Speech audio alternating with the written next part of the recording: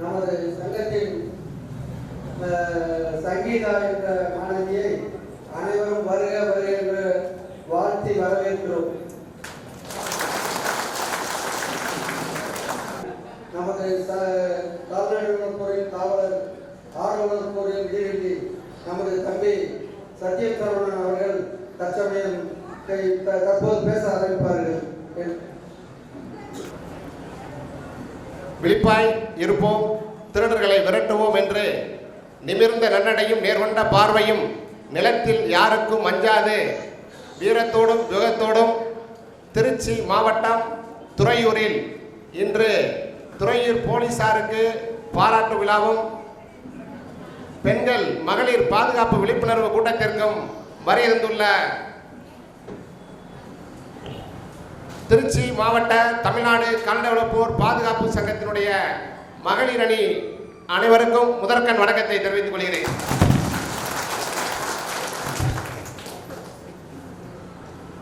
மேலும் இந்த விழாவிற்கு சென்னையிலிருந்து நம்முடைய அழைப்பை ஏற்று உங்களுக்கு நல்லதொரு சட்ட விழிப்புணர்வையும் ஏற்படுத்த வருகின்றுள்ள நம்முடைய சென்னை உயர் நீதிமன்றத்தினுடைய மூத்த வழக்கறிஞர் டி ராஜகோபால் சார் அவர்களையும் வருக வருக என என் சார்பாக வரவேற்கிறேன். மேலும் இதனால் இவர் முடிப்பார் என்றாய்ந்து அதனை அவர்கள் விடல் என்றே என்ற நம்முடைய தமிழக அரசும் தமிழக காவல்துறையும் இந்த திருச்சி மாவட்டம் துறையூர் காவல் நிலையத்தில் உட்பட்ட அனைத்து பொதுமக்களின் பாதுகாப்பை உறுதி செய்யும் விதமாக ஒரு திருடு போனால் 36 மணி நேரத்திலே கண்டுபிடிக்க முடியும் என்ற ஒரு சரித்திர சாதனை படைத்து நம்முன் காவல் தெய்வமாக காட்சியளித்துக் கொண்டிருக்கக்கூடிய கால்நடை வளர்ப்போரின் காவல் தெய்வமாக காட்சியளித்துக் கொண்டிருக்கக்கூடிய காவல்துறை ஆய்வாளர் அவர்களுக்கு கரவொலி எழுப்பி அவர்களை வருக வருக என வரவேற்கிறேன். மேலும் அவருக்கு காவல்துறை ஆய்வாளர் அவர்களுக்கு உதவியாக தமிழக அரசினுடைய நேரடி சப் இன்ஸ்பெக்டர் தேர்வு மூலம் தேர்வு செய்யப்பட்டு சம்பவம் நடந்த உடனேயே காவல் ஆய்வாளர் அவர்களும் நம்ம ராமநாதபுரம் மாவட்டம் பூவிலத்தூர் கிராமத்தைச் சேர்ந்த பொன்மலர் அவர்களுடைய நகை ஆட்டு எரு அள்ளி கொண்டிருக்கின்ற பொழுது திருடு போயிடுச்சு. மற்ற சில இடங்கள்லாம் பார்த்தீங்கன்னா ஆடு வளர்ப்போர் அசால்ட்டாக இருப்பாங்க. இருந்தாலும் அந்த சம்பவம் நடந்த உடனேயே அந்த ஸ்பாட்டுக்கு போய் விசாரிச்சிருக்காங்க. அடுத்த செகண்டு நம்முடைய உதவி ஆய்வாளர் ராஜேஷ்குமார் சார் அவர்கள் உடனடியாக காயம் ஏற்பட்டவுடன் மருத்துவமனைக்கு சென்று அங்கேயும் மருத்துவர்கிட்ட சொல்லி உடனடியாக அதெல்லாம் சரி செய்ய சொல்லி அந்த மக்களோடு கனிவாக ஏழை மக்களாக இருந்தாலும் பாமர மக்களாக இருந்தாலும் சட்டத்தின் முன் அனைவரும் சமம் என்பதை நிலைநாட்டி இங்கே வருகின்றிருக்கின்றார்கள். அவர்களையும் கரவொலி எழுப்பி வருக வருக என வரவேற்போம். மேலும் அவர்களோடு இணைந்து பணியாற்றிய குற்றப்பிரிவு காவலர்கள் கிரைம் டீம் மற்ற அனைத்து தலைமை காவலர்கள் 2ஆம் நிலை காவலர்கள் அனைத்து காவலர்களுக்கும் நாம் கால்நடை வளர்ப்போர் பாதுகாப்பு சங்கத்தின் சார்பாக நன்றியை தெரிவித்துக் கொண்டு மேலும் இங்கே வருகின்றுள்ள நம்முடைய திருச்சி மாவட்டத்தைச் சேர்ந்த கால்நடை வளர்ப்போர் பாதுகாப்பு சங்கத்தைச் சேர்ந்த அனைத்து நிர்வாகிகள் உறுப்பினர்கள்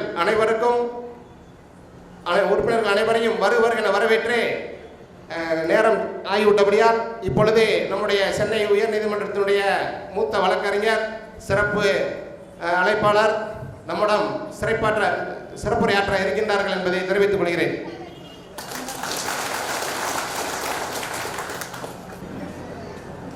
தமிழ்நாடு கால்நடை வளர்ப்போர் பாதுகாப்பு சங்கம் திருச்சி மாவட்டத்தின் சார்பாக பெண்கள் விழிப்புணர்வு மற்றும் காவல்துறையினருக்கு பாராட்டு விழாவினை மிக அருமையாக இன்றைக்கு நடத்தி கொண்டு வருகின்ற இந்த திருச்சி மாவட்ட கால்நடை வளர்ப்போர் பாதுகாப்பு சங்கத்தினுடைய எல்லாம் வழிநடத்தி சென்று கொண்டிருக்கின்ற உங்களுக்கு பாதுகாப்பாக நீங்கள் அழைக்கின்ற குரலுக்கு உடனே வந்து நிற்கின்ற நபராக இன்றைக்கு உயர்நீதிமன்றத்தினுடைய வளர்ந்து வருகின்ற வழக்கறிஞர் திரு சத்யம் சரவணன் அவர்களே, இங்கே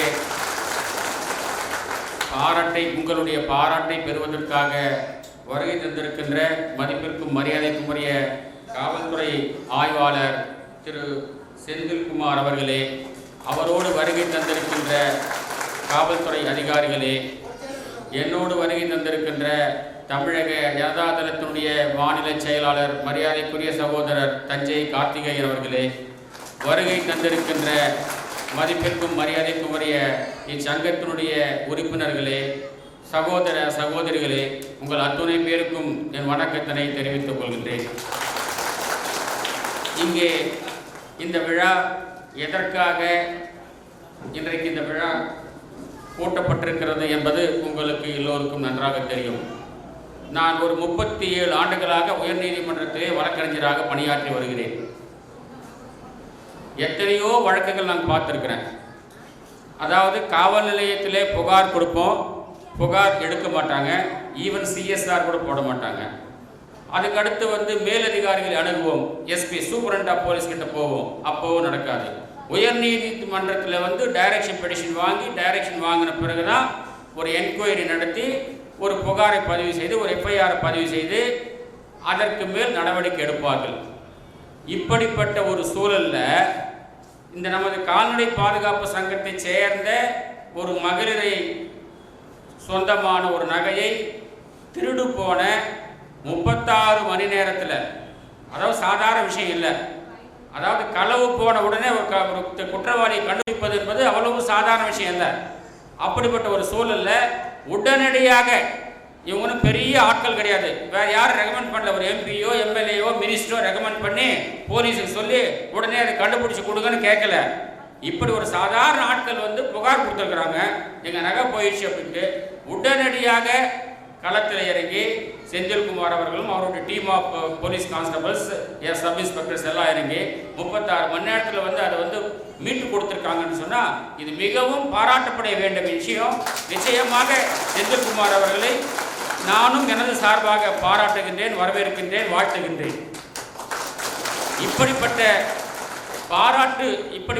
பாராட்டு கூட்டங்களை நடத்தி இப்படிப்பட்டவர்களை நல்லவர்களை ஊக்குவித்தால்தான் இன்னும் அதை பார்த்து எல்லோரும் தெரிந்து கொண்டு தமிழகத்திலே சகோதரி சொன்னது போல கடமை கண்ணியம் கட்டுப்பாடை காக்கக்கூடிய காவல்துறையினர் சரியாக இயங்குவார்கள் என்பதற்கு முன்னுதாரணம் இந்த கூட்டம் என்பதை தெரிவித்துக் கொள்கின்றேன்.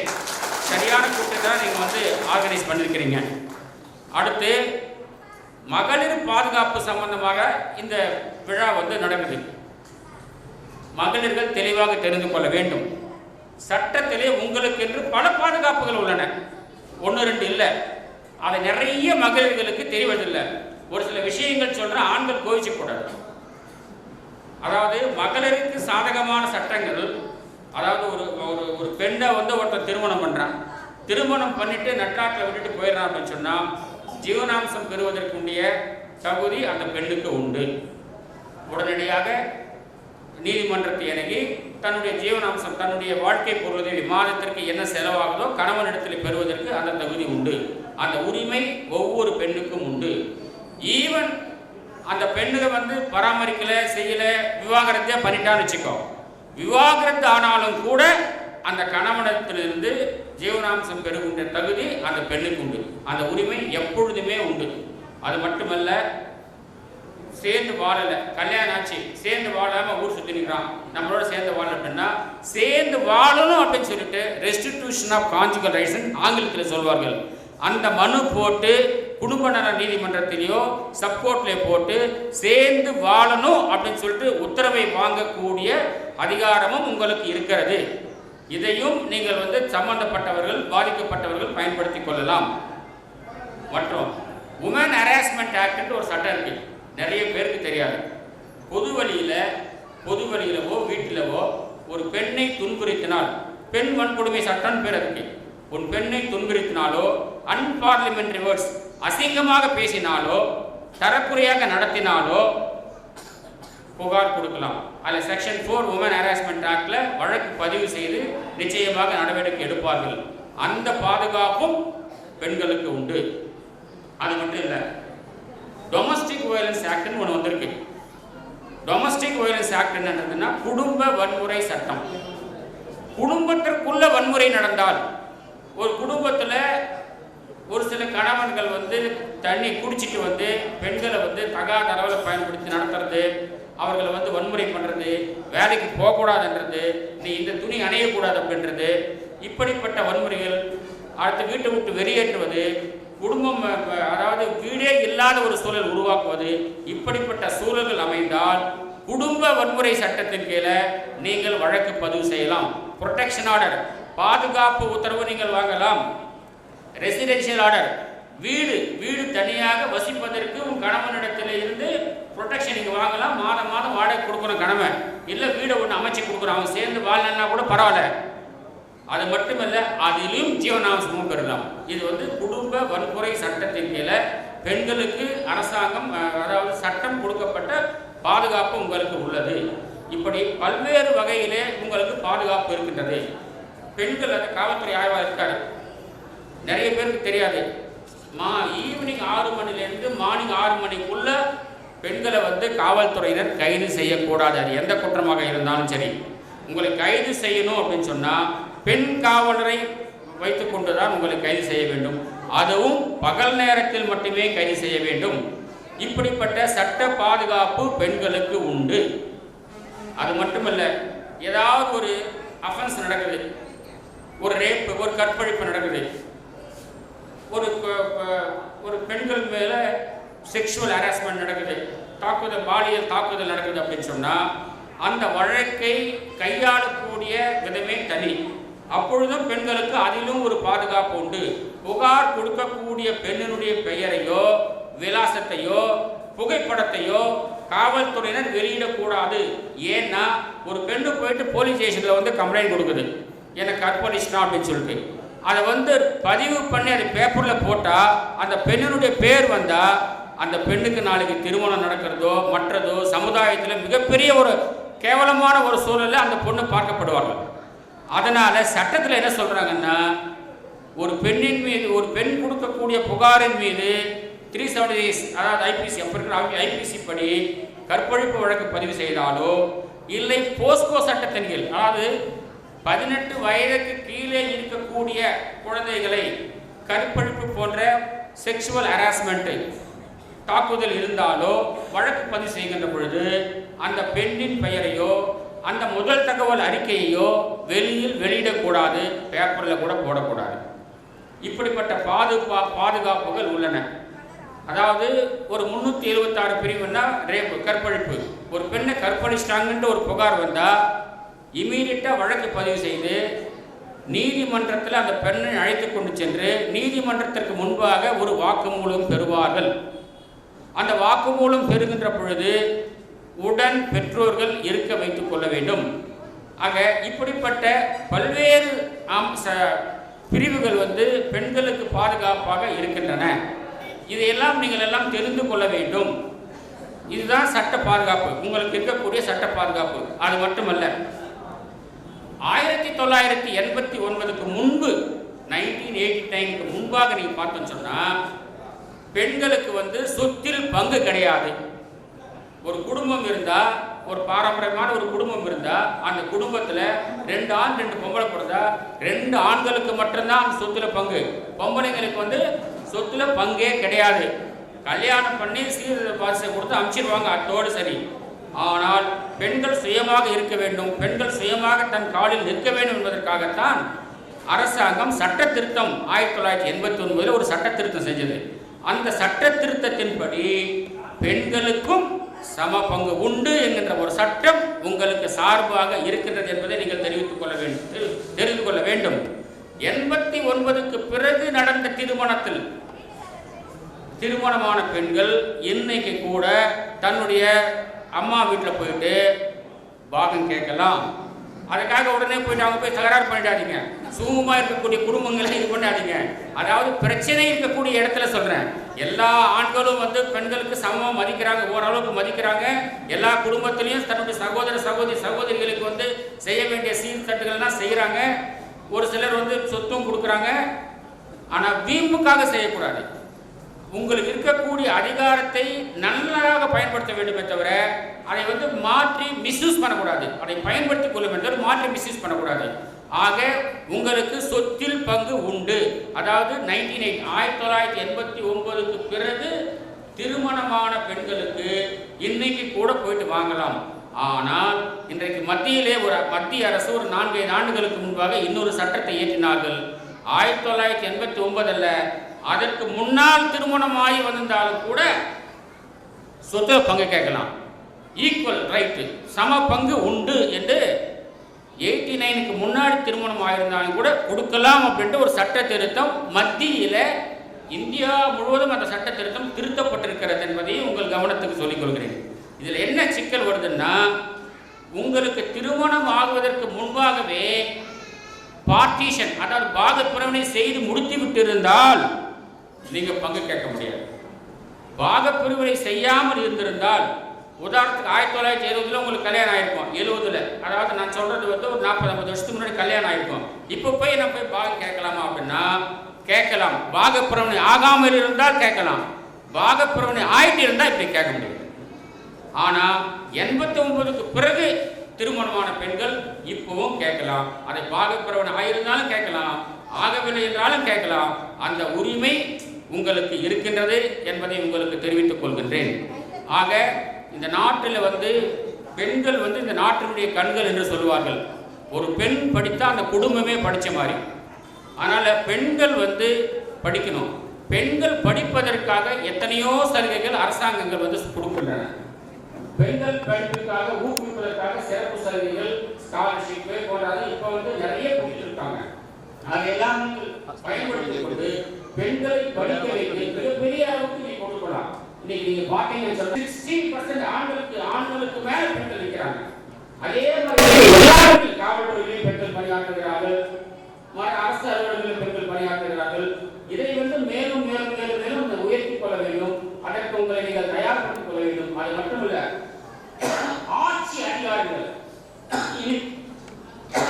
எத்தனையோ கவுன்சிலர்கள், பஞ்சாயத்து தலைவர்கள், மாவட்ட பஞ்சாயத்து கவுன்சிலர்கள் உருவாயிருக்காங்க. பெண்கள் நல்லா சிறப்பாக செயல்படுறாங்க.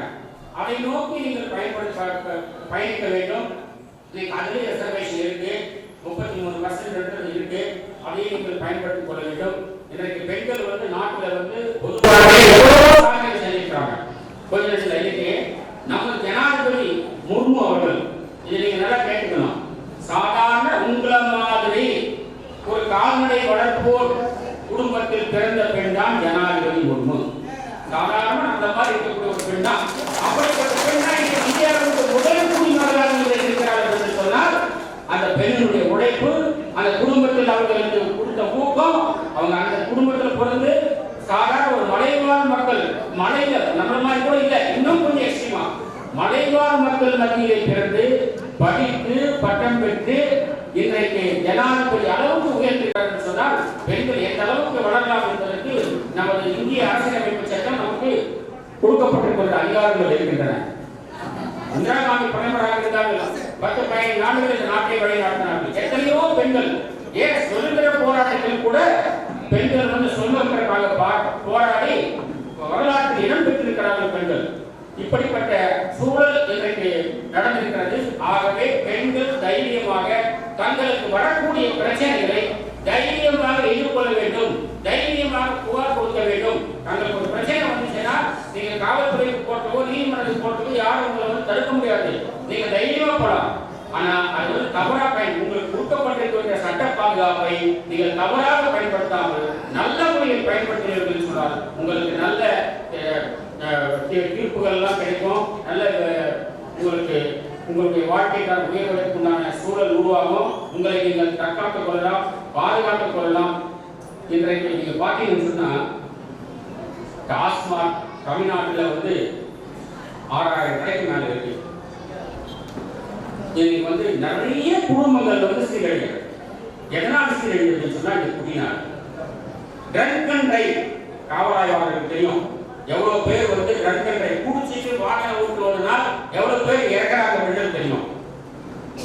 இன்னைக்கு பர்சன்டேஜ் வந்து அதிகமாக போயிருக்கு. ட்ரங்க் அண்ட் டிரைவ் குடிச்சிட்டு வாகனம் ஓட்டு. என்னதான் நம்ம வந்து அரசாங்கங்கள் வந்து காவல்துறையினர்களுக்கு ட்ரங்க் அண்ட் டிரைவ் பண்றவங்க வழக்கு பதிவு செய்து என்னதான் கட்டுப்பாடு விதித்தாலும் கூட அதிகமாக போயிட்டு. அது காரணம் என்ன? கடைகள் அதிகமாகி போச்சு, குடிப்பழக்கம் அதிகமாகி போச்சு, போதை கலாச்சாரங்கள் அதிகமாகி போச்சு, செக்ஷுவல் அசால்ட் கற்பழிப்பு போன்றது, கொலை, கொள்ளை எல்லாம் எதனால் வருது சொன்னா இந்த குடியினால் வருது. இந்த குடியை மாற்றி அமைக்கணும்னு சொன்னா, இது குடியில்லாத ஒரு மாநிலமாக மாற்ற வேண்டும் என்று சொன்னால் நீங்கள் நினைத்தால் அதை மாற்ற முடியும். ஒவ்வொரு பெண்ணும் அவங்க வீட்டில் இருக்கக்கூடிய கணவனை வந்து கண்டித்து போராடியா போராடுறது சோடு கிடையாதுயா அப்படின்னு நீங்க சொன்னீங்கன்னா, ஒவ்வொரு பெண்ணும் சொன்னாங்கன்னா அந்த காஸ்பாட் கடையில் வேலையே கிடையாது, மாற்றிடலாம். அது உங்க கையில தான் இருக்கு. நீங்கள் நினைத்தால் சாதிக்க முடியும். தெருவுக்கு நின்று தெருவில் இருந்து நீங்கள் போராட முடியும். அதனால வந்து இந்த சமூக கலாச்சாரங்கள், சமூக இழிவுகள் எல்லாம் நீங்கள் கட்டுப்படுத்தணும்னு சொன்னா, இன்னைக்கு போதை பொருள் கலாச்சாரம் அதிகமா வந்துருக்கு. கல்லூரி வாசல்லையும் பள்ளி வாசல்லையும் இன்னைக்கு போதை மருந்துகள் வந்து நிறைய இருக்கிறாங்க. இப்படிப்பட்ட ஒரு சூழல்லாம் இருக்கு. பிள்ளைகளை வந்து கட்டுப்பாடற்ற சூழல போயிட்டு இருக்காங்க. அதையெல்லாம் கண்ட்ரோல் பண்ண, என்னன்னா தகப்பன் இருந்தாலும் கூட அதை கண்ட்ரோல் தந்தை தாய் தான் பண்ண முடியும். தாய் பண்ணாதான் ஈஸியா சால்வ் பண்ண முடியும், அம்மாவா தான் முடியும். ஆக இப்படிப்பட்ட ஒரு சூழலை நீங்கள் எல்லோரும் இதெல்லாம் சந்திச்சு இந்த சமூகத்துடைய நலனை கருதி நீங்கள் எல்லாம் செயல்பட வேண்டும் என உங்களை எல்லாரையும் நான் கேட்டுக்கொள்கின்றேன். இன்றைக்கு கால்நடை வளர்ப்புகளை எதிர்கொண்டு சொன்னால் பல்வேறு இன்னல்கள், பல்வேறு பிரச்சனைகளை வந்து நீங்க சந்திச்சிருக்கீங்க பொதுவாக உங்களுடைய பணியின் போது. ஆனா அவங்க சொல்லுவாங்க, ஒரு விவசாயத்தை சொல்லணும்னா கடனிலே பிறந்து கடனிலே வளர்ந்து கடனோடு சாகிறவங்க விவசாயி. அதே தான் கால்நடை வளர்ப்பு. கடன் வாங்கி நீங்க வாங்குவீங்க, கடன் வாங்கியே நீங்க வந்து வாழ்க்கை கூட நடத்திருப்பீங்க, இறக்கும் போது கடனோடு செஞ்சு போயிடும். எப்படிப்பட்ட ஒரு சூழல் உங்களுக்கு இருக்கின்றது. இதை மாற்றணும் அப்படின்னு சொன்னா, அதாவது நீங்க ஒரு ஃபாரஸ்ட் பக்கத்துல ஆடு ஓட்டு போறீங்க, ஃபாரஸ்டுக்குள்ள வனத்திற்குள்ள ஆடுகள் மேய்க்கக்கூடாது. ஏன்னு சொன்னா வன பாதுகாப்பு உண்டு, வன பாதுகாப்பு சட்டம் உண்டு, சட்டத்தை மதிக்கணும். இதுல யாருக்கும் மாற்று கருத்து இல்லை. அங்க என்ன ஆகுது அப்படின்னு சொன்னா, அங்க தண்ணி தேக்கி வைக்கப்பட்டிருக்கும், காட்டோர பாசோர மலையோரமா உங்க ஆடுகள் வந்து அங்க உள்ள போயிடும், தண்ணி உள்ள போயிடும். அது வந்து ட்ரெஸ்பாஸ். அதனால உங்க வழக்கு பதிவு செய்யறாங்க. அதனாலதான் அரசாங்கத்தை வந்து நான் போன கூட்டத்தோட சொன்னேன், அரசாங்கம் வந்து இந்த சட்ட திருத்தத்தை திருத்தணும். ஆடுகளுக்கு என்ன தெரியும், இது மீறினா தப்புன்னு தெரியுமா? தெரியாது. ஏன்னா தண்ணி அங்கதான் இருக்கு. எங்க வந்து ப்ரொடெக்ஷன் இருக்கோ, அதாவது வன பாதுகாப்பு சட்டத்தின்படி எங்க உள்ள நுழையக்கூடாது இருக்கோ அங்கே தான் தண்ணி இருக்கு. அந்த தண்ணியை நோக்கிதான் இந்த ஆடு போகும். ஆனா அப்படி போகிற பொழுது அந்த ஆட்டுடைய உரிமையாளர் மீது வழக்கு பாய்கிறது அரசு. இந்த மாதிரி பிரச்சனைகள் எல்லாம் வருகிறது. அதனாலதான் தமிழ்நாடு அரசு இதற்கு வந்து சட்ட திருத்தத்தை செய்து பாஸ் லா அமெண்ட் பண்ணி இவர்கள் ஒரு சட்ட பாதுகாப்பை கொடுக்க வேண்டும் என ஏற்கனவே வந்து உங்களுடைய தலைவர் சரவணன் வழக்கறிஞர் சரவணன் அவர்கள் பல்வேறு பத்திரிகை பற்றியும் சொல்லியிருக்கிறார். அவர் தொடர்ந்து அந்த முயற்சிகளை செய்வார். அது மட்டுமல்ல, இப்போ கால்நடை மேற்போருடைய நலனை கருத்தில் கொண்டு இவருடைய வாழ்வாதாரத்தை பெருக்க வேண்டும் என்று சொன்னால் எல்லாத்துக்கும் வாய்ப்பு இருக்குங்க. கட்டுமான தொழிலாளர்கள் கூட வாங்கி கொடுங்க, வீடு கட்ட மேஸ்திரிங்க சிற்கால இவங்களுக்கு கூட வாங்கி கொடுங்க. ஆனா இந்த கால்நடை மேய்ப்பவர்களுக்கு வாங்கி கிடையாது. இவங்களுக்கு தனி வாரியம் தமிழ்நாடு அரசு அமைத்தால் உங்களுடைய வாழ்க்கை மேம்படும். எப்படி மேம்படும்? அந்த வாரியத்தின் மூலமாக ஒரு 10 ஆண்டு இறந்துச்சு சொன்னா உங்களுக்கு காம்பன்சேஷன் கிடைக்கும், ஈடு தொகை கிடைக்கும், இன்சூரன்ஸ் கிடைக்கும், உங்க பிள்ளைகளுக்கு படிப்பதற்கு லோன் கிடைக்கும். இதெல்லாம் கிடைக்கணும் அப்படின்னு சொன்னா அதுக்கு ஒரே தீர்வு கால்நடை வளர்ப்போர் ஆணையம் அமைக்கணும். அதற்கு உண்டான சூழலை உருவாக்க வேண்டும். அதற்குண்டான முயற்சிகளை இந்த அமைப்பு எடுக்க வேண்டும். ஏற்கனவே உங்க தலைவர் வந்து அது பல்வேறு உதவி சொல்லியிருக்காரு, மனு அமைச்சிருக்காரு. அரசாங்கம் செயல்பாடு என்று நினைக்கிறேன். அப்படி அமைத்தால்தான் உங்களுடைய சூழல் மேலும் பெருகும். இப்படி இந்த சமுதாயத்துல அதாவது ஒரு சிலருக்கு ஓட்டர் ஐடி கார்டு கூட இருக்காது. ஒரு காலகட்டத்தில் இப்ப இருக்கின்ற சூழ்நிலை தெரியல. ஏன்னா உங்களுடைய ஊர் ஒரு ஊரா இருக்கும். நீங்க கால்நடைகளை மேய்த்துக் கொண்டு இன்னொரு மாவட்டத்துக்கு போறீங்க, இன்னொரு மாவட்டத்துக்கு போறீங்க. சென்சஸ் எடுக்கிற போது உங்களை மிஸ் பண்ணிடுவாங்க. உங்க பேர் ஓட்டர் லிஸ்ட்ல வராது. ஓட்டு போடுற உரிமை கூட பல்வேறு நபர்களுக்கு கிடையாது. இல்லைன்னா ஊர்ல வந்து கொண்டாட்டப்படுகளை விட்டுட்டு நீங்க இன்னொரு மாவட்டத்தை வந்து தனியா வந்து ஆட்டை அமைச்சிக்கணும், அங்க கண்டிக்கணும், பல இன்னல்களை நீங்க சந்திக்கின்ற உங்களுக்கு அரசாங்கம் உங்களுக்கு ஒரு பாதுகாப்பு கொடுக்க வேண்டும். அந்த பாதுகாப்பை கொடுக்க வேண்டும் என்று சொன்னால் வாரியம் அமைத்தால் மட்டுமே அது முடியும். ஆகவே இந்த கூட்டத்தின் மூலமாக தமிழக அரசை நான் கேட்டுக்கொள்வது, கால்நடை பாதுகாப்பு நலன் கருதி கால்நடை பாதுகாப்பு வாரியம் அமைக்க வேண்டும் என தமிழக அரசை கேட்டுக்கொள்கின்றேன். இன்றைக்கு எத்தனையோ பிள்ளைகள் நீங்க பார்த்தீங்கன்னு சொன்னா ஒரு ஸ்டெப் ஏற முடியாத அளவுக்கு இருக்காங்க. உங்க பிள்ளைகளை நீங்க எல்லாம் மோஸ்ட் ஆஃப் கால்நடை வளர்ப்பவர்கள் பேக்வர்ட் கம்யூனிட்டி தான் இருக்கிறீங்க, பிசி தான் இருக்கிறீங்க. பிசிக்கு இருக்கக்கூடிய ரிசர்வேஷன் அப்படின்றது வந்து 50% 20% எபிசிக்கு போயிடுச்சு. 30% தான் பிசிக்கு இருக்கு. இந்த 30%ல ஒரு 140 ஜாதிகள் இருக்கு. அதுல வளர்ந்த ஜாதிகள் இருக்கு. இது இவங்களோட உங்க பிள்ளைங்க போட்டு போடணும். எப்படி போட்டி இவங்க வந்து ஒரு டிஎஸ்பி ஆகுதோ, இன்ஸ்பெக்டர் ஆகுதோ, தாசில்தார் ஆகுதோ, சப்ளிஸ்ட் ஆக முடியாத காரியம். இதற்கெல்லாம் சமநீதி சமூக நீதி வேணும் அப்படின்றது தொடர்ந்து நாங்கள் வலியுறுத்திக் கொண்டு வருகின்றோம். ஜாதி வாரி கணக்கெடுப்பு எடுத்தால் மட்டுமே எல்லோருக்கும் சமநீதி சமூக நீதி கிடைக்கும். எடுங்க, ஜாதி வாரி கணக்கு எடுங்க. ஜாதி வாரி கணக்கு எடுத்துட்டு எந்தெந்த ஜாதி எவ்வளவு இருக்கோ அதற்கு தகுந்தால் போல் இடஒதுக்கீடு எழுந்தால் எல்லோரும் முன்னேறலாம். எல்லோரும் பிள்ளைகளோ ஐஏஎஸ் ஆகலாம், டாக்டர் ஆகலாம், இன்ஜினியர் ஆகலாம், வக்கீல் ஆகலாம், போலீஸ் ஆகலாம், எல்லாம் ஆகலாம். அது இல்லை என்று சொன்னால் உங்களை மாதிரி மிகவும் பிற்படுத்தப்பட்ட வகுப்பை சேர்ந்தவர்களால் ரொம்பவும் பாதிக்கப்படுறாங்க. இதையெல்லாம் கருத்தில் கொண்டு இதெல்லாம் நீங்கள் உருவாக்கிட்டு செயல்பட வேண்டும். நீங்கள் தொடர்ந்து இந்த மாதிரி கூட்டங்களை நடத்தி அரசுக்கு உங்களது குரல்களை எழுப்பினால் மட்டுமே உங்களால் சாதிக்க முடியும். குறிப்பாக இப்படிப்பட்ட மகளிர் கூட்டங்கள் ஒவ்வொரு மாவட்டத்திலையும் நடத்தணும், ஒவ்வொரு ஊர்லையும் நடத்தணும். மகளிரை எல்லாத்தையும் வர வைக்கணும். வீட்டோட பெண்கள் வச்சுக்க வேண்டாம், வீட்டை விட்டு வெளியில வரணும். கவலை இல்லை, நம்ம மிஞ்சி போயிடுவாங்க, பொது வாழ்க்கையில் பெண்கள் போனா நம்ம மிஞ்சி போயிடுவாங்கன்ற ஃபீலிங் வேண்டாம். இன்னைக்கு வந்து 50% ரிசர்வேஷன் பெண்களுக்கு வந்து வரப்போகுது. எல்லாத்துலயுமே பஞ்சாயத்து உட்பட, மாவட்ட பஞ்சாயத்து உட்பட, கவுன்சிலர் உட்பட. ஆனால் வந்து பெண்கள் வெளியில வரட்டும், நல்லா படிக்கணும், வாழ்வாதாரம் தெரிவிக்கணும், எல்லாமே நல்ல அளவுக்கு வளரட்டும். இப்படிப்பட்ட ஒரு சூழல் இருக்கு. இந்த ஆட்சி இதெல்லாம் இந்த அதிகாரிகள் எல்லாம் கை வேண்டும் என்று சொன்னால் தமிழ்நாடு கால்நடை வளர்ப்போர் சங்கம் என்பது ஒரு அரசியல் கட்சியாக மாற வேண்டும். மாறி மக்களுக்கான பணிபுரிய வேண்டும் என்று கேட்டுக்கொண்டு உங்களை வழிநடத்துகின்ற உயர்நீதிமன்ற வழக்கறிஞர் சத்தியம் சரவணோடு இணைந்து எந்த ஒரு பிரச்சனைக்கும் இடம் கொடுக்காமல் ஒற்றுமையாக இருந்து அவருக்கு துணையாக இருந்து நீங்கள் வளர வேண்டும் என்ற கூறி எனக்கு வாய்ப்பளித்த உங்களுக்கு எல்லோருக்கும் நன்றி கூறி விடைபெறுகிறேன்.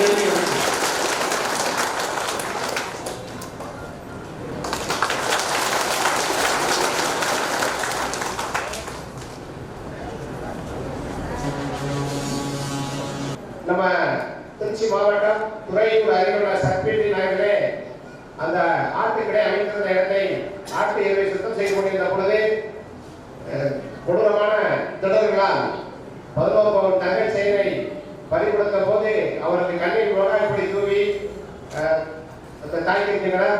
அப்ப மறுபடியும் எடுத்து இன்று உங்களுக்கெல்லாம் நீங்கெல்லாம் இது மாதிரி ஒரு சூழ்நிலைக்கு மீண்டும் ஆளாகக்கூடாது என்பதற்காகத்தான் இந்த ஒரு விழிப்புணர்வு கூட்டம். இப்பொழுது உங்கள் மத்தியிலே ராமர் அவர்களுடைய மனைவி பொன்முலார் அவர்கள் இப்பொழுது உங்கள் மத்தியிலே உரையாற்றுவார்கள்.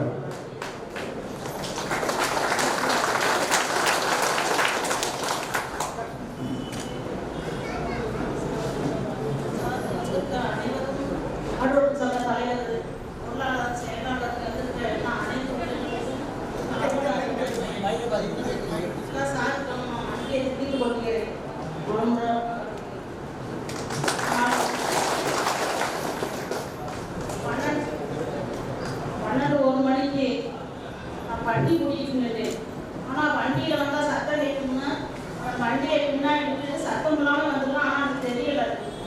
நான் குனிஞ்சு நான் வழியில வண்டி கூட்டிட்டு நிற்கும் போது அவன் வந்து என்ற பேச்சு கொடுக்கறது மாதிரி சத்தம் போடவும் நான் யாரும் எந்திரிச்சு தான் பார்த்தேன். கடக்கும் கழுத்துல கையை வச்சு செயினை பிடிச்சிட்டான். செயினை பிடிக்கையுமே உள்ள உள்ள தாலி குண்டு காசுல நான் அறுக்கும் பிடிச்சி இங்கே இழுத்துக்கிட்டேன். அவன் இங்கே பிடிச்சிக்கிட்டான். இங்க பிடிக்கவுமே விட மாட்டான்னு சொல்லி கண்ணுல மிளகாக்கு வலி என் கண்ணுல போட்டுட்டான். கண்ணுல போடவுமே எனக்கு எதுவுமே தெரியல. ஆனா பின்னாடி ஒருத்தர் வந்து அருவாளை வந்து அடிச்சான். அடிச்சு நானும் கத்துற ஏதாவது ஒரு காப்பாற்றாலும் ஒருத்தருமே அந்த நேரம். ஆனா அடிக்கடி ஆள் வருவாங்க. ஆனா அந்த நேரம் யாருமே வரவே இல்லை. வரவே இல்லாம அவருக்கு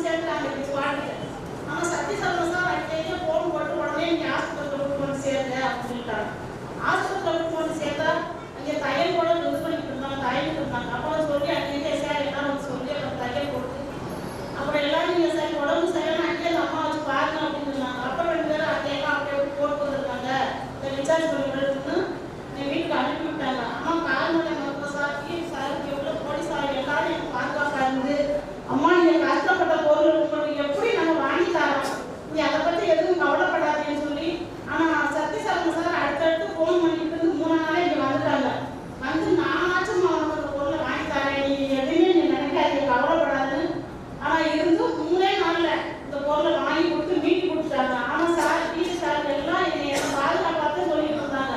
அம்மா இங்கே கஷ்டப்பட்ட பொருள் நானாச்சும் நீங்கள் எதுவும் பயப்படாதீங்க பயப்படாதீங்க கோயிலுக்கு காவலாக கூட எனக்கு ஆதரவு கொடுத்தாங்க.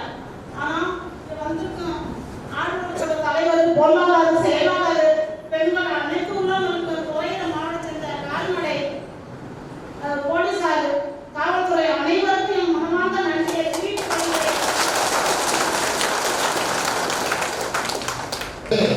நீங்கள் ஆவலோடு எதிர்பார்த்து கொண்டிருக்கக்கூடிய மக்கள், காவலர், கால்நடை வளர்ப்போரின் காவல் தெய்வம் வருங்காலத்தில் திருச்சி மாவட்டத்தில் பல்வேறு காவல் நிலையங்களில் நேரடி தமிழக காவல்துறையில் சப் இன்ஸ்பெக்டராக தேர்வு செய்யப்பட்டு பல்வேறு காவல் நிலையங்களில் சிறப்பாக பணியாற்றி உயர் அதிகாரிகளின் நன்மதிப்பை பெற்று தற்பொழுது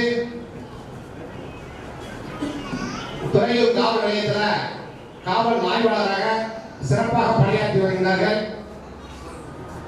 மேலும் அவர்கள் வருங்காலங்களில் டிஎஸ்பியாக பதவி உயர்வு பெற்று முசிறி டிஎஸ்பியாக பதவியேற்று இந்த பகுதியிலே ராமநாதபுரம் மாவட்டத்திலிருந்து இவ்வாறு நாடோடியாக வரக்கூடிய இந்த மக்களுக்கெல்லாம், ஏழை எளிய மக்களுக்கெல்லாம், இந்த ஆறு வளர்க்கக்கூடிய மக்களுக்கெல்லாம் பாதுகாப்பாக டிஎஸ்பியாயும் அதன் பின்பு கூடுதல் எஸ்பி, திருச்சி மாவட்ட கூடுதல் எஸ்பியாயும் தொடர்ந்து இந்த மக்களுக்கு நல்ல ஒரு நீதியை பெற்றுக் கொடுப்பார்கள் என்ற நம்பிக்கையோடு இங்கு வருகை தந்துள்ள அனைத்து மகளிர், ஆண்கள் அனைவர் சார்பாகவும் காவல்துறை ஆய்வாளர் அவர்களை வருக என வரவேற்றேன்.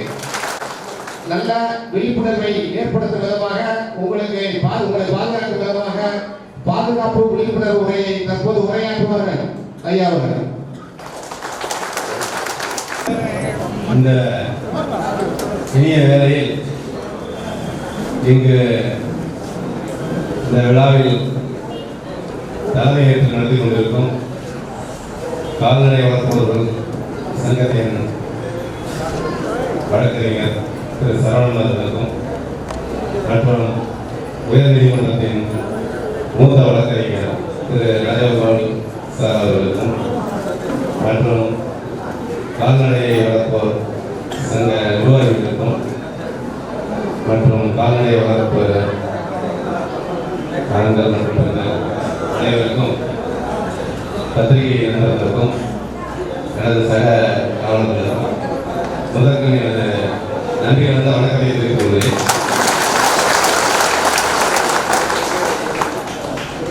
இது உங்களை நான் சந்திக்கிறது 2வது முறை. 2022 ஒரு மீட்டிங் போட்டு சரவணன் சார் வந்து என்ன அழைப்பு கொடுத்திருந்தாரு. அந்த மீட்டிங்கில் நான் பங்கு கொண்டு உங்களோட நான் பேசியிருக்கிறேன். பொதுவாக விவசாயத்துக்கும் கால்நடைகளுக்கும் எல்லாரும் வந்து விவசாயி கால்நடைகள்லாம் ஒன்றா தான் இருப்பாங்க. நான் ஒரு விவசாய குடும்பத்திலிருந்து வந்தாங்கிற முறையிலையும் இப்போ கால்நடைகள் வளர்ப்போம் அப்படிங்கிறவங்களுடைய கஷ்டங்கள் என்னங்கிறது எனக்கு தெரியும். அதை அடிப்படையாக வச்சு தான் நாங்கள் அதை அன்றைக்கி அந்த மீட்டிங்கில் பேசினோம். இதன் பிறகு இன்னைக்கு பெண்மணி அவங்க பொன்மலர் அந்த சம்பவம் வந்து ஒரு விரும்பத்தகாத சம்பவம். என்னுடைய எல்லைக்குட்பட்ட இந்த இடத்துல இப்படி ஒரு சம்பவம் நடந்திருக்கு அப்படின்னு கேள்விப்பட்ட உடனே காவலர்கள் உடனே அனுப்பிச்சோம். உதவி ஆகிறது மற்றும் நான் வந்து சம்பவ இடத்துக்கு போனோம். அது உண்மையில வந்து ஒரு சொல்ல முடியாத ஒரு விரும்பத்தகாத ஒரு நிகழ்வு அது.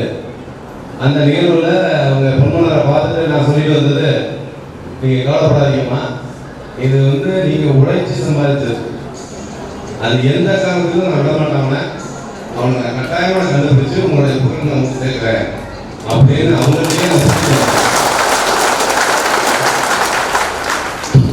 அதன் பிறகு நமக்கு நேரடியாக குற்றவாளிகள் யாருன்னு தெரியாது. அதன் பிறகு என்னுடைய குற்றப்பிரிவு காவலர்கள் மற்றும் நிலையத்தில் இருந்த காவலர்கள் எல்லாம் இணைந்து ஒரு 30 மணி நேரம் கடுமையான தொடர்ச்சியான அந்த பணியை வந்து செஞ்சாங்க. அதன் அடிப்படையில் நமக்கு கிடைச்சிருக்கிற க்ளூ வந்து ரொம்ப குறைவான ஒரு வண்டி கிராஸ் ஆகிறது மட்டும் நமக்கு ஒரு வீடியோ கிடைக்கும். அதை ஃபாலோ பண்ணி போகிறோம். அங்கேருந்து வரக்கூடிய வெளியில் வரக்கூடிய அனைத்து வழிகளையும் நாங்கள் இருக்கிற வீடியோ கேமராவை பார்க்கணும். அதில் ஒரு கேமராவில் ஒரு சஸ்பெக்ட் ஒன்று கிடைக்குது. அதை பேஸ் பண்ணி அதை அப்படியே ஃபாலோ பண்ணி வர்றாங்க. அந்த வண்டி எங்கெங்கெல்லாம் போகுதுங்கிறத நோட் பண்ணி காவலர்கள் வந்து தேடிட்டு இருக்காங்க. அந்த வண்டியில் குறிப்பிட்ட ஒரு மார்க் இருக்குது. அதை மனசில் வச்சுக்கிட்டு குற்றப்பிரிவு காவலர்கள் ஃபாலோ பண்ணிடுறாங்க. எந்த இடத்துல வந்து வண்டி இருந்துச்சோ அந்த ஏரியாவில் இருக்கணும் அப்படின்னு. அப்போ சரியாக அந்த வண்டி கிராஸ் ஆகுது. இது வந்து நம்ம ஏற்கனவே இந்த வாகனத்தை வந்து நம்ம அங்கே சஸ்பெக்ட் பண்ணி பார்த்துருக்கோமே, அது மாதிரி இருக்கே அப்படின்னு சொல்லி அந்த வண்டியை நிப்பாட்டி குற்றப்பிரிவு காவலர்கள் வந்து விசாரிக்கிறதுக்கு அப்புறம் எங்களுடைய காவல்துறை விசாரணை அடிப்படையில் அவங்க வந்து முன்னே வந்துருக்காங்க. இது வந்து உங்களுடைய உழைத்த காசுங்கிறது ஒரு பக்கம், எங்களுடைய காவலுடைய உழைப்புங்கிறது ஒரு பக்கம். இது நம்மளுடைய ஒற்றுமையாக நடந்த இந்த நிகழ்வில் இந்த சம்பவத்தை வந்து இமீடியட்டாக நம்ம வந்து கண்டுபிடிச்சு அவங்களுக்கு வந்து தகுந்த தண்டனை கொடுக்கறதுக்கு நம்ம நீதிமன்றத்தின் மூலமாக இதை சிறைக்கு அனுப்பிச்சிருக்கிறோம். தொடர்ந்து அதை நாங்கள் ஃபாலோ பண்ணி அவங்களுக்கு வந்து தண்டனை கிடைக்கிறதுக்கான ஏற்பாடுகள் 3 ஏற்பாடுகளையும் நாங்கள் ஃபாலோ பண்ணிட்டு வரோங்கிறதுல இந்த மாற்றம். ஆனாலும் இதுல பாதுகாப்பு அப்படிங்கிறது மற்றவங்களோட கம்பேர் பண்றப்ப உங்களுக்கு வந்து ரொம்ப ரொம்ப கம்மியான ஒரு சூழ்நிலை தான் இருக்கு. என்ன காரணம்னா நீங்கள் தங்கிருக்க இடமே வந்து ஒரு கன்ஸ்ட்ரக்டட் பில்டிங் கிடையாது. இருக்கிற இடத்துக்கு தகுந்த மாதிரி நீங்கள் ஒரு பஞ்சாரமாக என்ன சொல்லுவாங்க, அந்த கூடாரம், அந்த கூடாரத்தை அமைச்சு அதில் நீங்கள் வாழ்ந்துட்டு வர்றீங்க. ப்ளஸ் உங்களை சுற்றி ஆடு பட்டி அது கூட தான் இருக்கிறீங்க. இருந்த போதிலும் நீங்கள் சில பாதுகாப்பாக இருக்கணும் அப்படிங்கிறப்ப பெண்கள் வந்து இன்னைக்கெல்லாம் தைரியமாக இருக்கணும்னா வெளியில் வர்றாங்க. ஆரம்ப காலத்தில் அடுப்புதும் பெண்களுக்கு படிப்பதுக்குன்னா இன்னைக்கெல்லாம் அப்படி இல்லை. மாதவராய் புத்தகத்தில் நல்ல மாதவம் செய்ய வேண்டுமா பெண்களுக்கு வந்து நமக்கு அந்த அளவுக்கு வந்து முழுமையான பாதுகாப்பு, சட்ட ரீதியான உங்களுக்கு என்ன பாதுகாப்புங்கிறத ராஜகோபால் சார் சொன்னாங்க, தெளிவாக சொன்னாங்க உங்களுக்கு. அதே சமயத்தில் ப்ராக்டிக்கலாக ஃபீல்டில் நீங்கள் எப்படி இருக்கணும் அப்படிங்கிறது. இப்போ நான் உங்களை கேட்டது என்னன்னா, நம்ம எல்லாரும் சம்பாதிக்கிறோம். இந்த உழைப்பில் சம்பாதிக்கிறது அதை பாதுகாக்கிறது ஒரு பெரிய விஷயம். முதல்ல சம்பாதிக்கிறதுங்கிறது பெரிய கஷ்டம். அதுக்கப்புறம் இந்த சம்பாதிச்ச பொருட்களை பாதுகாக்கிறது அதோட பெரிய கஷ்டம். அப்போ இந்த பாதுகாப்பு நடவடிக்கை அப்படிங்கிறப்ப உங்களால் என்ன செய்ய முடியும்? ஏன்னா இப்போ நாங்கள் காவலத்தில் இருந்துட்டு ஒவ்வொரு நீங்கள் தங்கியிருக்க நடந்து போலீஸ் பண்ண முடியாது இல்லையா? சம்பவங்கள் நடந்த பிறகு அதை வந்து நாங்கள் பண்ணுறோம். குற்ற தடுப்பு நடவடிக்கையாக நாங்கள் ரோந்து வர்றோம், அங்கங்கே விழிப்புணர்வு ஏற்படுத்துகிறோம், வாகனம் தணிக்கை செய்கிறோம். இதெல்லாம் செஞ்சாலும் கூட ரிமோட் ஏரியாவா அந்த மாதிரியான தனியான இடத்துல நீங்கள் தங்கியிருக்கீங்க. அப்போ அதுக்கு வந்து உங்களுக்கு பாதுகாப்பான ஒரு வேணும்னா, இப்போ நான் என்ன சொல்கிறேன்னா, ஒரு இந்த பேட்டரியில் ஒரு கேமரா, செல்ஃப் பேட்டரியில் ஒரு கேமரா, நீங்கள் உங்கள் பட்டியில் அந்த கேமராவை ஒரு குறைஞ்ச 15,000 15,000 உங்களுக்கு 6,000 அந்த மாதிரி அதில் ஒரு கேமராவை வாங்கி நீங்கள் ஆண்கள் இல்லாதப்ப அதை ஆன் பண்ணி வச்சுக்கோங்க. அது உங்களுக்கு ஒரு பாதுகாப்பு நடவடிக்கைக்கு ஒரு காரணியாக இருக்கும். இது ஃபர்ஸ்ட். ரெண்டாவது, அப்பெல்லாம் நான் பார்த்தப்ப ஆன்லைன் வரவங்க என்ன பண்ணுவாங்க, ஒரு வாங்குறது ஒன்று கையில் வச்சுக்கணும் இல்லையா? ஒரு கை இழந்துக்கு ஒரு மூங்கி இருக்கும், அந்த மூங்கில ஒரு அல்வா இருக்கும், பயங்கர ஷார்ப்பாக இருக்கும். அந்த ஆளுக்கு அப்போ கையை வெட்டுவாங்க. அதை அவங்க வந்து பாதுகாப்பான ஒரு கருவியாகவும் வச்சுருப்பாங்க. பெண்கள் வந்து அந்த மாதிரி என்னன்னா, நீங்க தற்காப்புக்கு உங்களுக்கு ஒரு ஆயுதத்தை வச்சுக்கணும். அவன் இங்கேருந்து மலாபுரி போறாங்க, உங்கள்கிட்ட ஒரு சாதாரண ஒரு அளவு கம்மியோ கையில் வச்சிருக்கீங்கன்னா அவங்க கிட்ட வரதுக்கு யோசிக்கும். அந்த மாதிரி நீங்க தற்காப்புக்காக செய்யக்கூடிய சில சின்ன சின்ன தற்காப்பு நடவடிக்கைகள் வந்து தவறாக. அப்போ உங்களை தற்காத்துக்கணும் அப்படிங்கிற சூழ்நிலையில அன்னைக்கு அடிச்சு அதெல்லாம் சமாளிக்கிறதுக்கு நமக்கு இழப்பீடு வந்து ரொம்ப அதிகமாக இருக்கும். அந்த மாதிரி இல்லாத அளவுக்கு நம்ம என்ன பண்ணணும், நம்மளை தற்காத்துக்கிறதுக்கு நீங்க ஒரு ஆயுதத்தை இருக்கணும், விழிப்புணர்வோட இருக்கணும். எக்காரணத்துக்கு வந்து தெரியாத நபர்கள் வந்து தண்ணி கேட்க வர்றாங்க, அதை வந்துச்சுனாக்கா அதை இமீடியட்டாக நீங்கள் வந்து என்ன பண்ணணும், அதை அவாய்ட் பண்ணிக்கணும். உங்களை கான்டாக்ட் பண்ணுறதையே அவாய்ட் பண்ணிக்கணும். எல்லாருக்கும் செல்ஃபோன் இருக்கு, அந்த செல்ஃபோனில் வர்றவங்க ஒரு ஃபோட்டோ எடுங்க. இல்லைன்னா பேசுகிறப்பயே, சார் போலீஸ்காரங்க சார் நீங்கள் சொன்னீங்க சார், இந்த மாதிரி யாரும் சந்தேகப்படுற மாதிரி இருக்கு, அது மாதிரி இருக்கு சார் அப்படின்னு சும்மா வரைக்கும் ஒரு ஃபோனை வச்சுக்கிட்டு நீங்கள் அந்த மாதிரி ஒரு பேசுனீங்கன்னா அந்த இடத்துல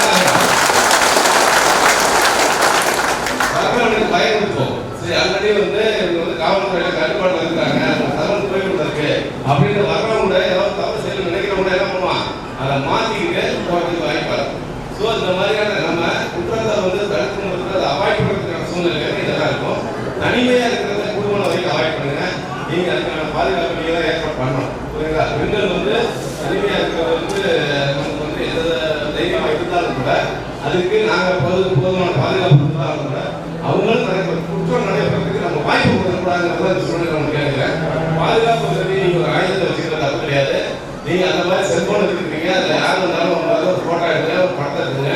அதுக்கப்புறம் நீங்கள் வந்து இந்த மாதிரி ஃபோனில் பேசுங்க. நீங்கள் ஒரு சின்ன பையனோ இல்லை யாரோ வந்து கூட இருக்கிற மாதிரி பார்த்துங்க. ஏன்னா இருக்கிற இடமா ரிமோட் ஏரியாவா வயலுக்கான உள்ளாக தனியாக இருக்கிறீங்க. அந்த மாதிரி இருக்கிறப்ப பெண்களை வந்து தனியாக விட்டு போக வேண்டாம். யாராவது ஒரு ஆளை கூட இருக்கிற மாதிரி வச்சுப்போம். இல்லையா அவங்களையுமே அழைச்சிட்டு போங்க. ஏன் உங்க கூட யாரும் வீட்டில் போகிறதில்ல, புரியுதா? அந்த காலகட்டத்தில் அப்படிதான் இருப்பாங்க. 2 பேருமே சேர்ந்து ஆம்புலன்ஸ் வருவாங்க, திரும்ப ஒன்றா போய் பிரச்சனை நடத்தி ஒன்றா இருப்பாங்க. அந்த மாதிரி பண்ணுங்க. நிறையா இருக்கிறப்ப அவங்களுக்கு வந்து என்ன ஆகும், அந்த மாதிரியான சூழ்நிலை ஏற்படும். அதையும் தாண்டி கட்டாயமாக பெண்கள் தனியாக இருக்க பெண்கள் வந்து நிறைய விலையிலிருந்து நிறைய இருக்கிறத தடுக்கணும். ஏன்னா இன்னைக்கு பவுனோட விலை ஒரு பவுன் வந்து 70,000 ரூபாய் தாண்டி இருக்குது. அந்த மாதிரி சூழ்நிலையில நிறுவனங்களுக்கு வந்து எல்லாம் ஈஸியாக உழைக்காம அனுபவிக்க சுதந்திர அனுபவிக்கணும்னு நினைக்கிறான். அதுக்கு வந்து இருக்கக்கூடிய ஒரே ஒரு ரூட் வந்து பவுன் தான். அதை ஈஸியாக கிடைக்கிறதுக்கு என்ன வழிகிறது அதையும் இந்த இளைஞர்கள் வந்து செய்யறதுக்கான வாய்ப்பு இருக்கு. அது அந்த மாதிரி சூழ்நிலை இருக்கிறதுனால தயவு செஞ்சு நீங்கள் தனியாக இருக்கிற பெண்கள் வந்து இந்த நகை நிலையத்தை அவாய்ட் பண்ணுங்க. நீங்கள் உங்களுடைய விழாக்களுக்கோ இல்லை மற்ற விசேஷங்களுக்கு போகிறப்ப, உங்கள் கணவர்களோட போகிறப்ப, உங்கள் குழந்தைகளோட போகிறப்ப அப்படி அந்த நகை அனுபவிச்சு தனியாக இருக்கிறப்ப அதை அனுபவிக்காது. அந்த மாதிரி அவங்க சொல்றத அவங்க நண்படி வந்து அவங்க அந்த நகை வந்து ரொம்ப மிகப்பெரிய பெரிய நகை. அந்த செயின் பார்த்தாலே தெரியும். அதை பார்த்தாலே அவங்களுக்கு என்ன தோணும், இந்த மாதிரி இருக்குது, நிறைய லாபத்தை அடையலாம் அப்படிங்கிற எண்ணம் அவங்க ஏற்படும். அதனால அந்த மாதிரி சூழ்நிலை வந்து அவாய்ட் பண்ணுற மாதிரி குடும்பம் வரைக்கும் நிறையா பெண்கள் வந்து கட்டாயமாக அந்த நகையை செல்வதையோ இந்த நகை அணிந்து கொடுப்பதையோ வந்து நீங்கள் அவாய்ட் பண்ணிக்கணும். மேலும் இந்த உங்களுடைய ஒற்றுமை வந்து ரொம்ப பாராட்டத்தக்கது. அன்னைக்கு இந்த பெண்மணிக்கு வந்து ஏற்பட்ட சம்பவங்களுக்கு பிறகு அடுத்தது எங்களுக்கு அவங்க சொல்லியிருந்தாங்க. நெக்ஸ்ட் டே வந்து அவர் சரணம் இருந்தார். அவர்கிட்ட நான் வந்து சாயந்தரம் கிளம்பி போகிறேன்னு சொன்னேன். சார் ஒன்றும் கவலைப்படாதீங்க, நான் வந்து கண்டுபிடிச்சு வரேன் அப்படின்னு. அவருக்கு என் மேலே ரொம்ப நம்பிக்கை உண்டு, மரியாதை உண்டு. அதன் அடிப்படையில் எல்லாருமே நிர்வாகிகள்லாம் வந்திருந்தாங்க. நான் சொல்லிட்டு போனேன். அவங்களும் வந்து இந்த மாதிரி காவல் ஆய்வாளர் சொல்லிட்டு இருக்காருப்பா அப்படின்னு சொல்லிட்டு போனார். அவர் கொடுத்த உறுதிப்படி அடுத்த ஒரு 3 மணி நேரத்தில் நான் திரும்ப நாங்கள் ரெக்வெஸ்ட் பிடிச்சிட்டோம், உங்களுடைய நகை இன்டாக்டாக இருக்கு அப்படின்னு வந்து அந்த பொண்ணோட அவங்களை வர சொல்லி அந்த நகையை காமிச்சேன். அவங்களுக்கு நம்பவே முடியல. அதை வந்து அவ்வளோ மகிழ்ச்சி எனக்கு சந்தோஷம். அதாவது முதல்ல அந்த பாதிக்கப்பட்ட நேரத்தில் அவங்கள பார்த்த ஒரு பரிதாபமும் திரும்ப அந்த நகையை வந்து கிடைத்த பிறகு அவங்க முகத்தில் இருந்த சந்தோஷமும் எங்களுக்கு அதுதான் நாங்கள் எங்களுக்கு கிடைச்ச எங்களுக்கு கிடைச்ச உழைப்புக்கான வெகுமதியாகவும் நாங்கள் நினைக்கிறோம். உங்களுடைய இந்த ஒத்துழைப்பு தொடர்ந்து இருக்கணும். உங்களுக்கு சரணம் சார்பு போதுமான பாதுகாப்பாக உங்களுக்கு சட்ட ரீதியாக அனைத்து பாதுகாப்பு துறைக்கும் உங்களுக்கு வந்து அவர் உங்களுக்கு வழிநடத்தி சொல்றாரு. இது ஒரு நல்ல தலைமையின் கீழே நீங்கள் வந்து இருக்கிறத நீங்கள் வந்து சந்தோஷமாகவும் பெருமையாகவும் நினைச்சிக்கிட்டு இது தொடர்ந்து இந்த ஒற்றுமையாக நீங்கள் மேலும் மேலும் இந்த சங்க மணியாக உங்களுடைய எதிர்கால வளர்ச்சிக்கு நீங்கள் எல்லா வகையிலையும் ஏற்பாடுகள் செய்யணும் கேட்டுக்கொண்டு இப்படிப்பட்ட காவலர்கள் அதாவது பொதுவாக காவல்துறை சொல்லுவாங்க, நாங்கள் செய்கிற வெற்றிகள் என்ன பண்ணுவதில்லை, போட்டியை மட்டும் உதாரணமாக்கி பார்க்கப்படுவோம். போலீஸ் வந்து நாங்கள் பாசிட்டிவ் செய்வோம், நெகட்டிவ் செய்வோம். அப்போ அந்த மாதிரி பாசிட்டிவ் செய்கிறத வந்து யாரும் இந்த மாதிரி பாராட்டுறது. ஆனால் எங்களால் ஏதாவது நெகட்டிவ் இருந்துச்சுன்னா அது மட்டும் என்ன ஆகிடும், பெரிய லெவலில் கட்டி பேப்பரில் அதெல்லாம் வரும். அப்படிப்பட்ட சூழ்நிலையில் ஒரு நல்ல விஷயத்தை வந்து பாராட்டணுங்கிற ஒரு மனசில் நீங்கள்லாம் நினச்சி எங்கள் காவல்துறை தமிழக காவல்துறை சார்பாக உங்கள் அனைவருக்கும் நன்றியை மீண்டும் தெரிவித்துள்ளது. என்னை பேச மற்றும் பாராட்டி கௌரவித்த உங்கள் அனைவருக்கும் நெஞ்சார்ந்த நன்றி தெரிவித்துக் கொண்டு வணங்கி ஆடு வளர்ப்போரின் அழைப்பை ஏற்று இங்கு அருமையான பாதுகாப்பு விழிப்புணர்வை குறிப்பாக பெண்களுக்கு வழங்கிய காவல் ஆய்வாளர் அவர்களுக்கு நம்முடைய கால்நடை வளர்ப்பு பாதுகாப்பு சங்கத்தின் சார்பாக நன்றியை தெரிவித்துக் கொள்கிறேன். மேலும் அவர்கள் உங்களிடம் சொன்னார்கள், பாதுகாப்பு கருதி உங்களை